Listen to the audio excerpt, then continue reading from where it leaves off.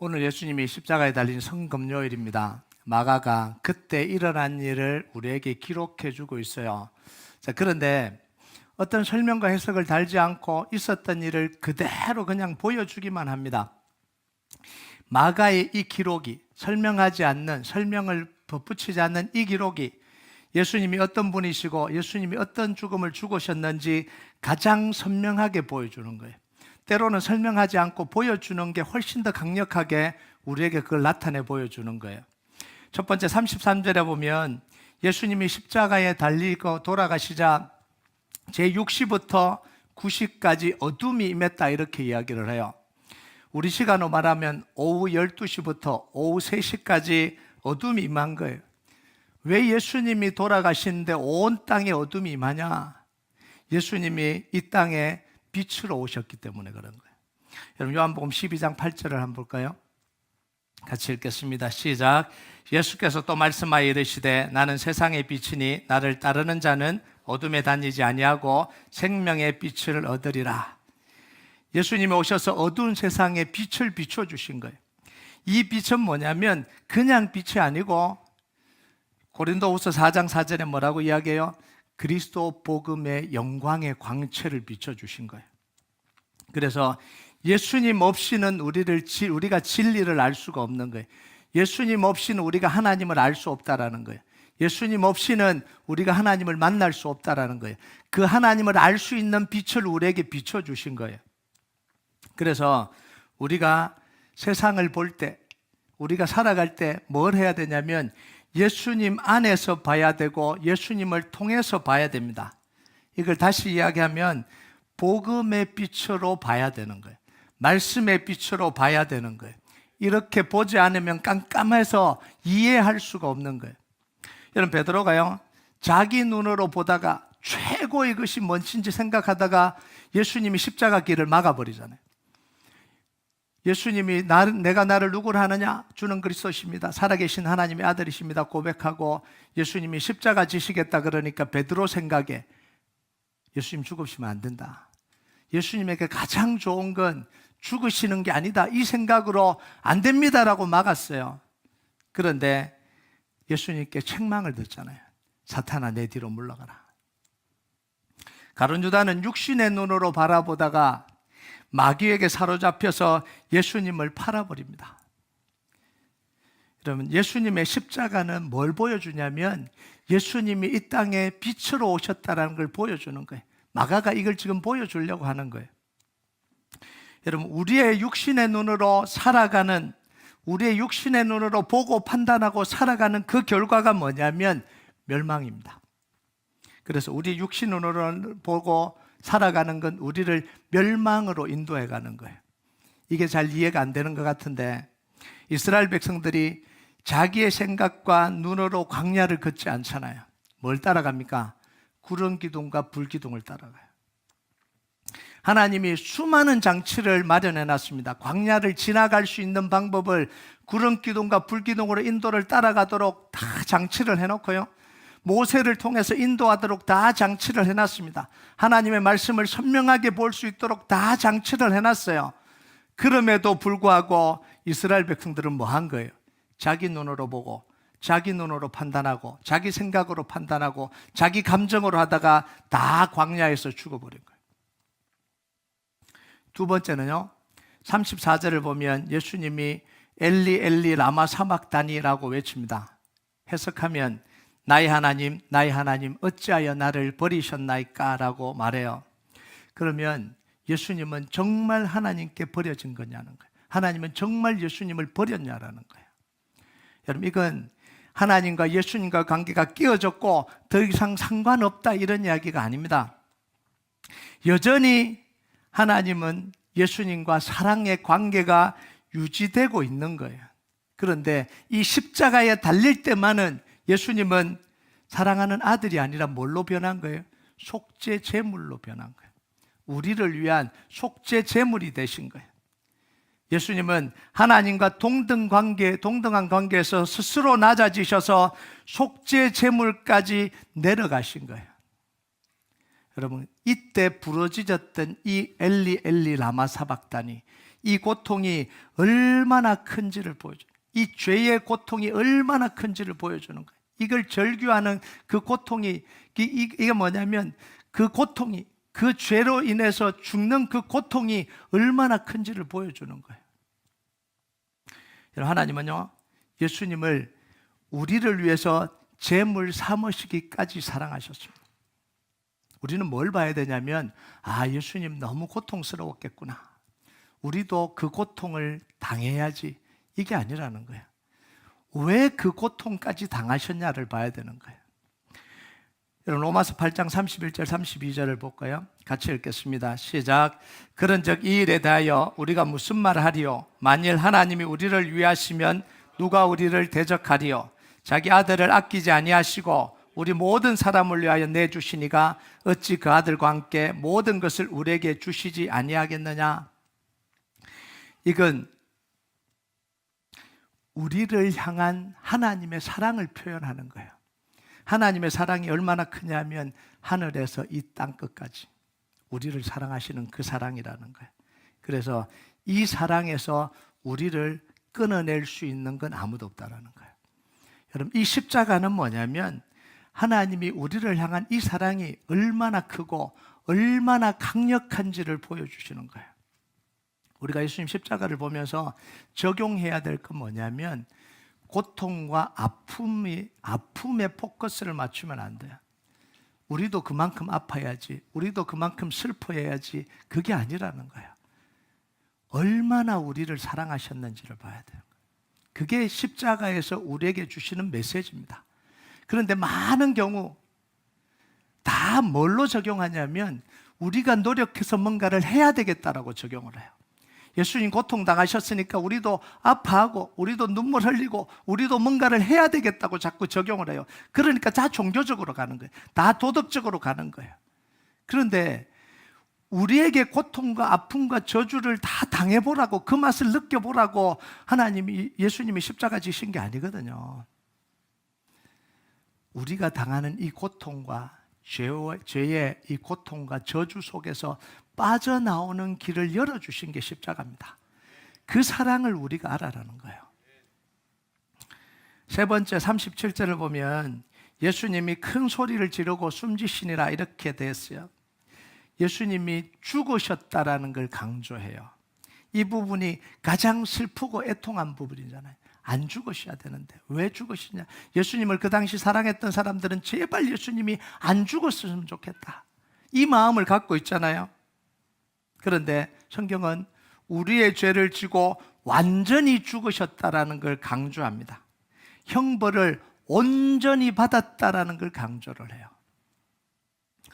예수님 십자가 달릴 때 예수님의 십자가 주변에서 예수님의 십자가형을 지켜보던 사람들, 세 부류의 사람들이 있었습니다.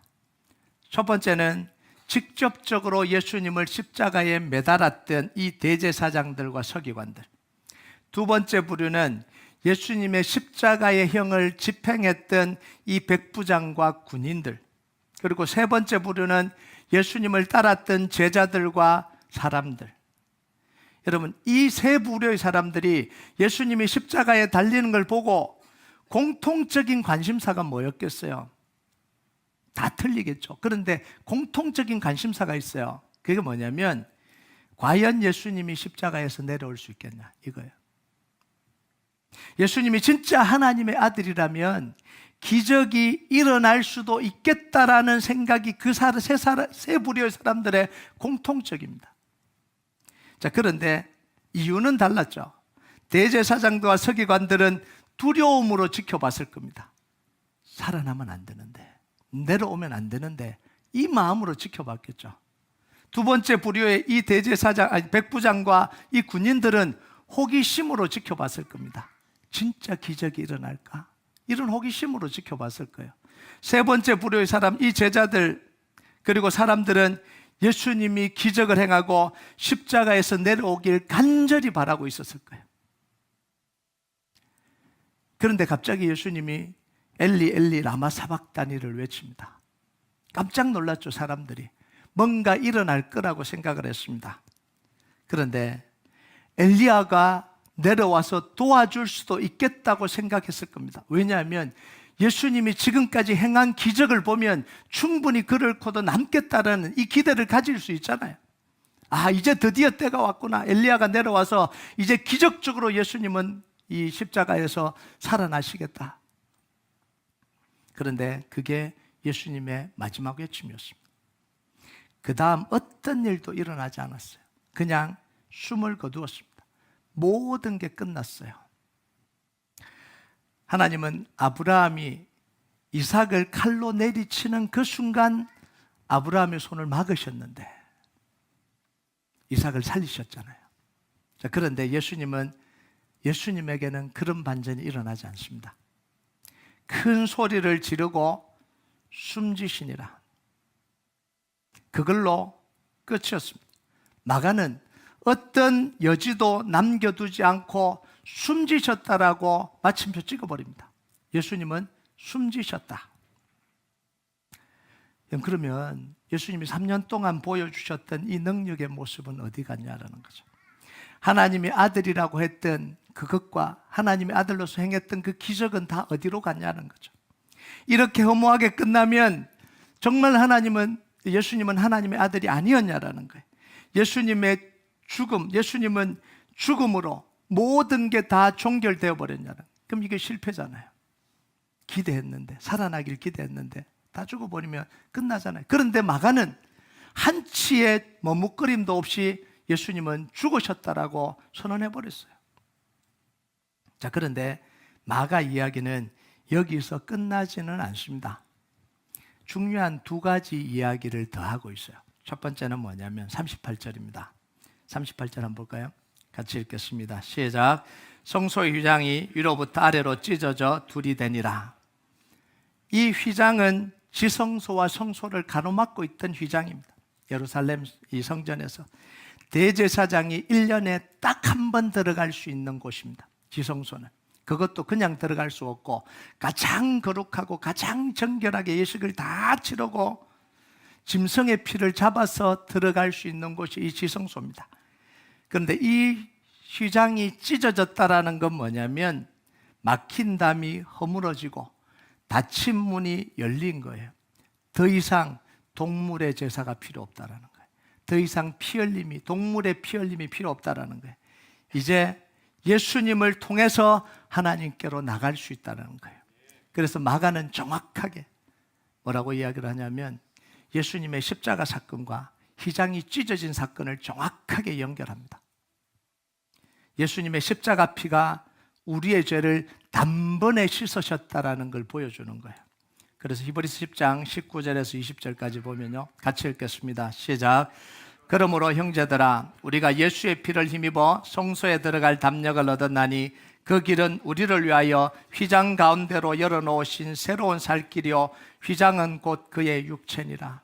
휘장은 곧 그의 육체. 예수님의 몸을 찢으시면서 하나님과 우리와 죄로 막혔던 그 담을 다 여셨다라는 거예요. 그래서 이제는 하나님께로 나아가는 유일한 길은 예수 그리스도를 통해서만 나갈 수 있다는 거예요. 여기서 예수님이 죽으셔야 되는 이유가 담겨져 있는 거예요. 죽음은 너무 안타까운데, 죽으면 안 될 것 같은데 마가가 죽었다라고 선언하는 이유가 여기에 나오는 거예요. 예수님이 죽으셔야 휘장이 열립니다. 예수님이 죽으셔야 죄의 휘장이 찢어지는 거예요. 사망의 휘장이 찢어지는 거예요. 하나님과 우리를 가로막고 있는 모든 종류의 휘장이 다 찢어지는 거예요. 뭘 통해서요? 예수님의 죽음을 통해서 찢어지는 거예요. 그래서 우리의 구원은 예수님의 죽음으로 이루어진 구원입니다. 그래서 은혜는 가벼운 게 아니라는 거예요. 우리에게 주어진 은혜는 가벼운 게 아니라는 거예요. 우리는 은혜를 너무 가볍게 받은 것 같은데 그 은혜가 오기 위해서는 예수님이 철저하게 고통당하고 외면당하고 짓밟히고 죽으셔야만 올 수 있는 게 이 예수 그리스도의 은혜라는 거예요. 그래서 고린도후서 4장 10절에 11절을 보면요, 같이 한번 읽겠습니다. 시작. 우리가 항상 예수의 죽음을 몸에 짊어짐은 예수의 생명이 또한 우리 몸에 나타나게 하려 함이라. 우리 살아있는 자가 항상 예수를 위하여 죽음에 넘겨짐은 예수의 생명이 또한 우리 죽을 육체에 나타나게 하려 함이라.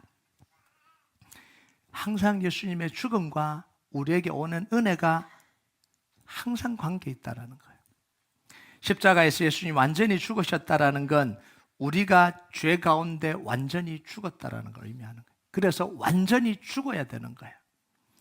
실패가 예수님의 죽음과 함께 완전히 죽은 겁니다. 두려움이 예수님의 십자가와 함께 완전히 죽은 거예요. 미움이 십자가와 함께 완전히 죽은 거예요. 우리를 괴롭히는 대적이 예수님의 십자가와 함께 완전히 죽은 거예요. 사단의 머리가 십자가에서 완전히 박살난 거예요. 그래서 사도 바울은요, 예수님의 죽음을 가볍게 다루지 않습니다. 은혜를, 그리스도의 은혜를 헛되이 받지 말라 이렇게 이야기합니다. 고린도후서 6장 1절에요. 같이 읽겠습니다. 시작. 우리가 하나님과 함께 일하는 자로서 너희를 권하노니 하나님의 은혜를 헛되이 받지 말라. 우리가 죄를 너무 가볍게 생각해서도 안 되고요. 용서를 너무 쉽게 생각해서도 안 된다는 거예요. 하나님이 주시는 복을 너무 당연하게 생각해서도 안 된다는 거예요. 그 모든 게 뭘 통해서 온다고요? 예수님의 죽음의 대가로 우리에게 주어지는 겁니다. 그 죽음은, 예수님의 죽음은 우리 죄 때문이죠. 자, 두 번째요. 39절에 보면 백부장이 이렇게 이야기합니다. 같이 읽겠습니다. 시작. 이 사람은 진실로 하나님의 아들이었도다. 자, 백부장은 이방인이에요. 하나님이 이방인의 입을 통해서 예수님이 하나님의 아들이라는 걸 선포합니다.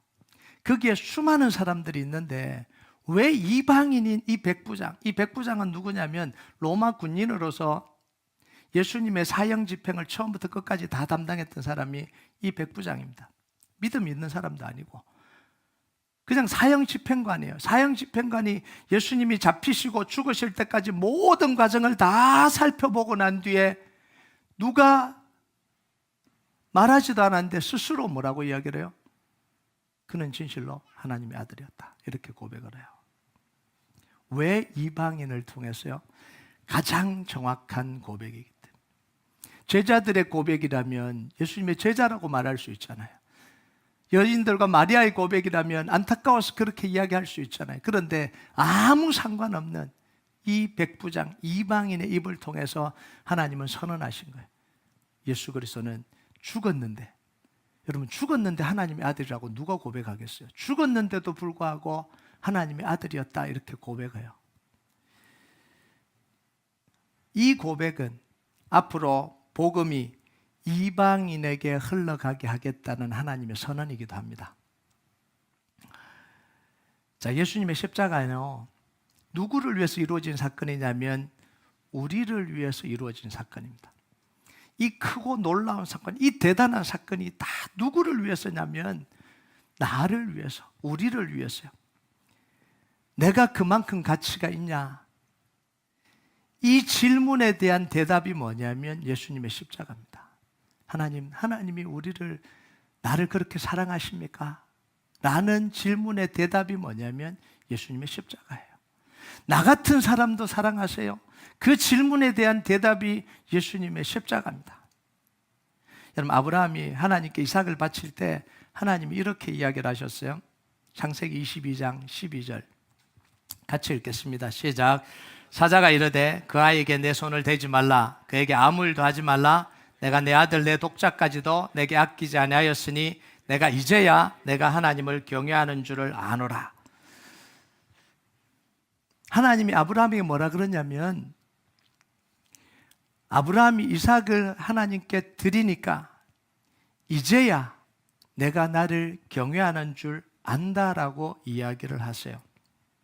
자, 이걸 우리에게 적용을 하면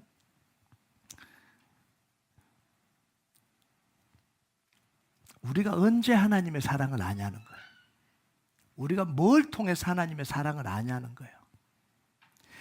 하나님이 우리를 위해서 예수님을 십자가에 내어주시는 그걸 보고 비로소 우리는 하나님의 사랑을 알게 된다는 거예요. 이 말은 뭔 말이냐면 십자가의 의미를 모르면 하나님의 사랑을 알 수 없다는 거예요. 하나님을 향한 우리의 사랑의 시작은 십자가야. 끝도 십자가입니다. 예수님의 십자가를 통해서 하나님은 우리에게 하나님의 사랑을 알게 하고 하나님의 사랑을 경험하게 하고 그 사랑을 붙들고 살게 하는 거예요. 그런데 우리가 십자가에 대해서 모르면 하나님의 사랑을 모르는 거예요. 자기 인생을 살아가던 이 사도 바울, 자기 성공을 위해서 달려가던 이 사도 바울, 모든 게 다 준비되어 있고 성공의 탄탄한 길이 다 예비되었던 이 사도 바울, 이 사도 바울을 돌이킨 게 뭐예요? 예수님의 십자가 사랑이잖아요. 십자가 사랑을 알고는 하나님께 사로잡혀 버렸습니다. 다시 돌아가지 않아요.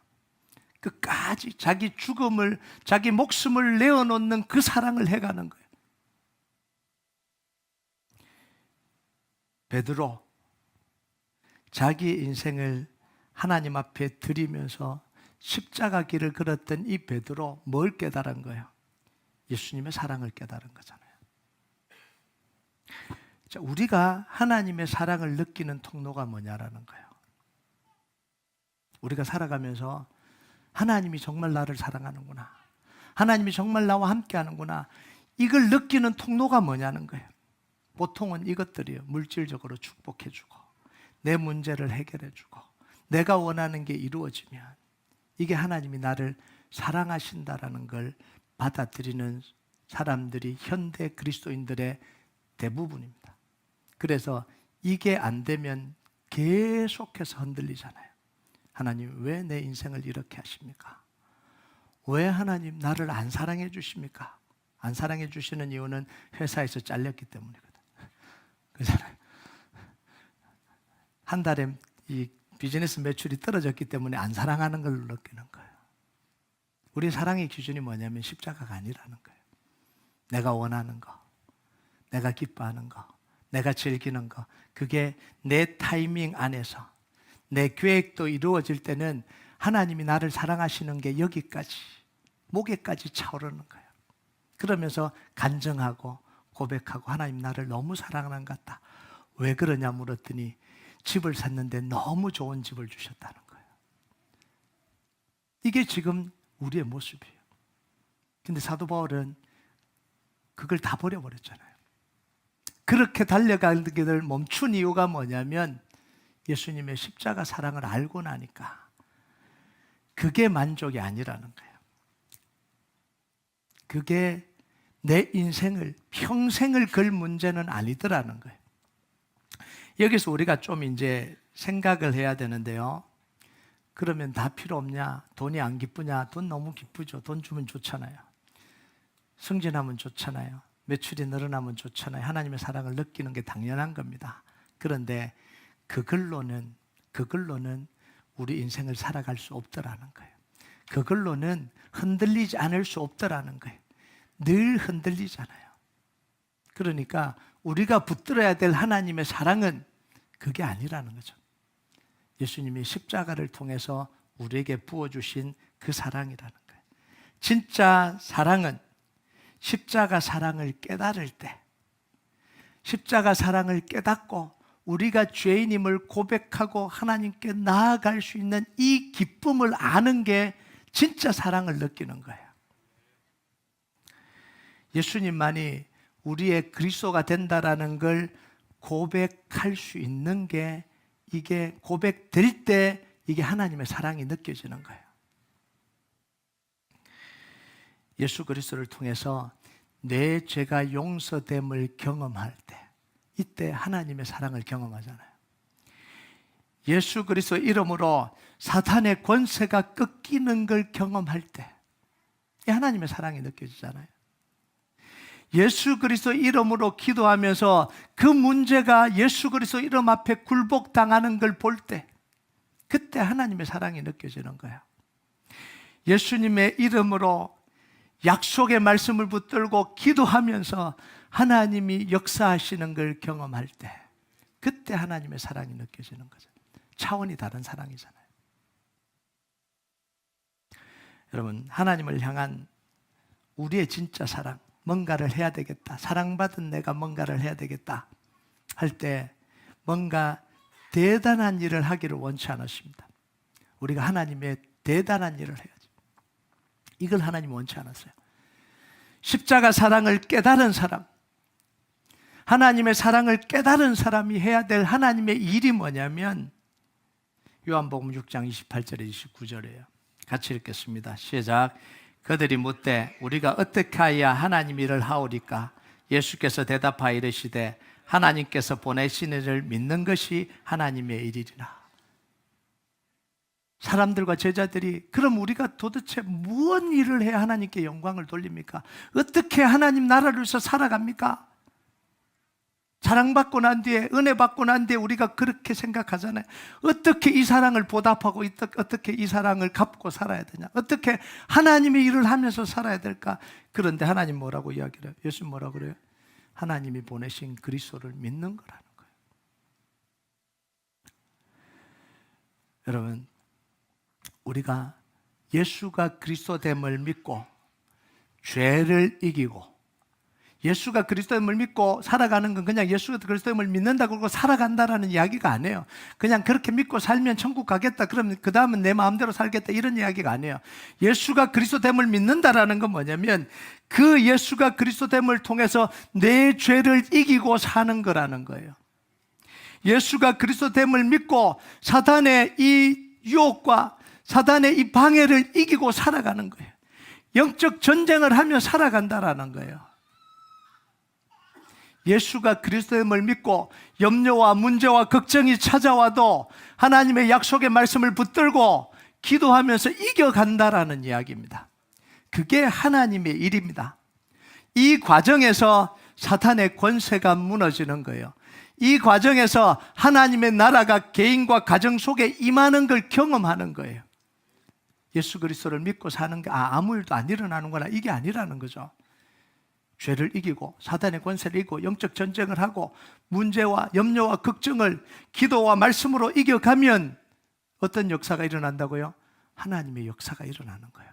가정을 변화시키고 인생을 변화시키고 삶을 변화시켜가는 하나님의 역사가 일어난다라는 거예요. 하나님의 약속의 말씀을 붙잡고 기도하면서 문제와 싸워서 이겨가면 하나님의 뜻이 이루어지는 겁니다. 그런데 많은 경우 하나님의 일을 예수 그리스도를 믿는 거라고 생각하지 않고 큰 일을 하는 이벤트라고 생각합니다. 많은 크리스찬들, 교회들이 하나님의 일은 이벤트라고 생각을 해요.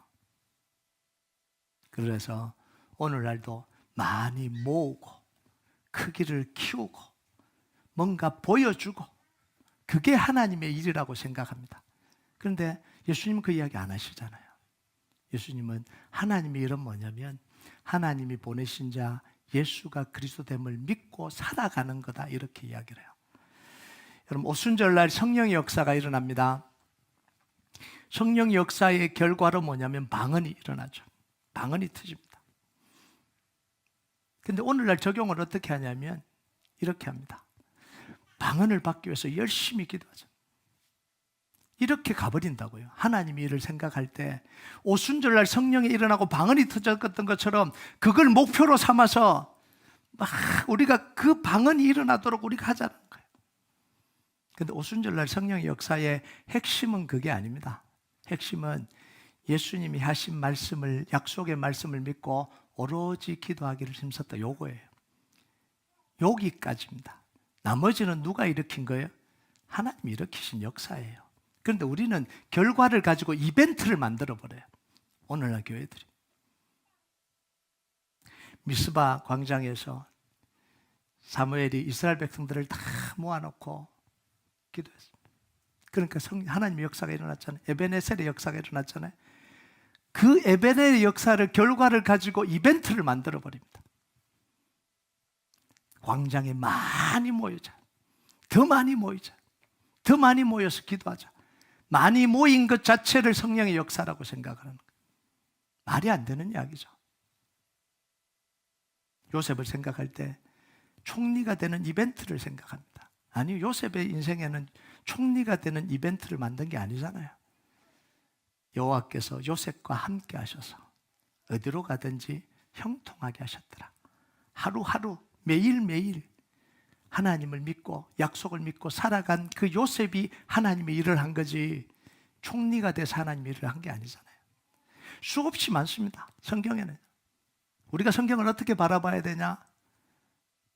결과를 이벤트로 만들지 말라는 거예요. 결과를.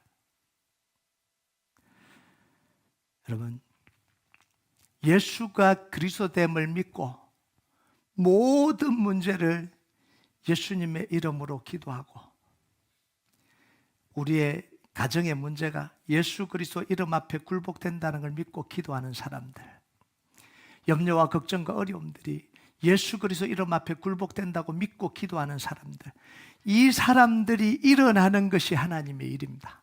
그게 부흥이에요. 사람들 많이 모으자. 모든 걸 다 동원해서 모아보자. 그래서 1000명 모이고 2000명 모였다. 대단한 성령의 역사가 일어났구나. 아니라는 이야기입니다. 단 한 사람이라도 예수가 그리스도됨을 믿고 예수 이름 부르고 약속의 말씀 붙들고 기도해가는 한 사람 한 사람이 일어나는 게, 이게 이 땅의 진정한 부흥입니다. 그게 우리 교회가 이루고 싶은 기도의 숲이에요. 우리 교회가 이루고 싶은 건 달라스에서 제일 큰 교회가 아닙니다. 이미 큰 건물은 가졌습니다. 이미 이제 제일 크게 됐어요. 제일 커요. 건물 덩치는 제일 커요. 그게 무슨 의미가 있냐라는 거예요. 자, 그리고 두 번째, 거기에 수많은 사람들이 다 채웠다 그랬는데 무슨 소망이, 무슨 소용이 있겠냐는 거예요.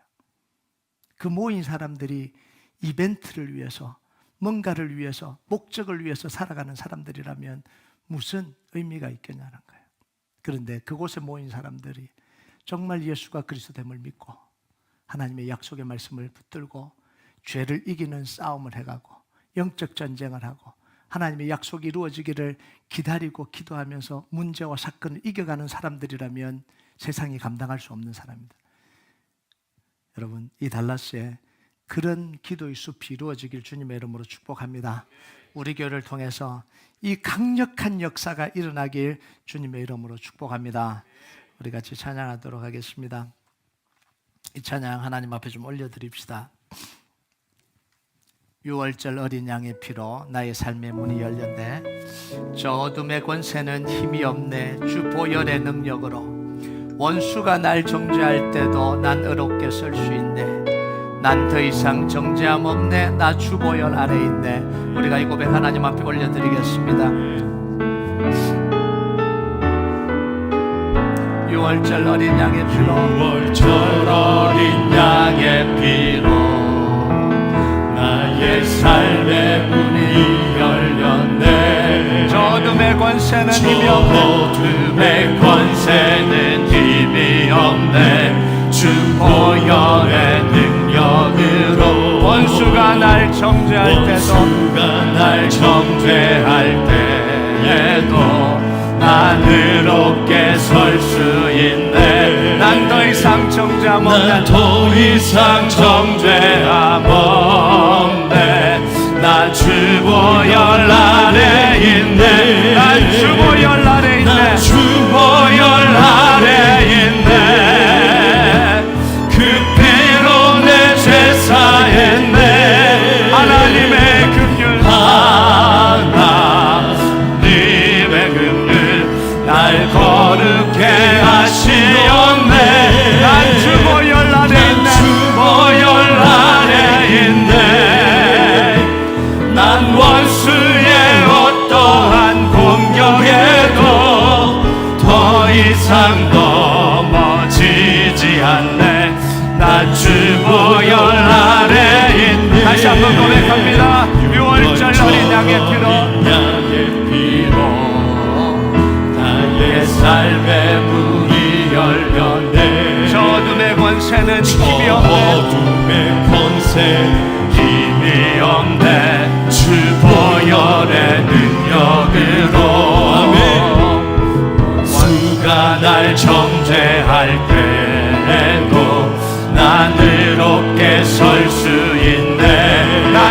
이상 난 더 정죄함 이상 정죄함 없네. 나 주보열 아래 있네. 난 주보열 아래 있네. 난 주보열 아래 있네. 그 피로 내 죄 사했네. 하나님의 긍휼 날 거룩해 하시었네. 난 주보열 아래 있네. 주보열 아래 있네. 난 원수의 어떠한 공격에도 더 이상 넘어지지 않네. 난 주보열 아래, 난 주보열 아래 있네. 난 주보열 아래 있네. 그 피로 내 죄 사했네.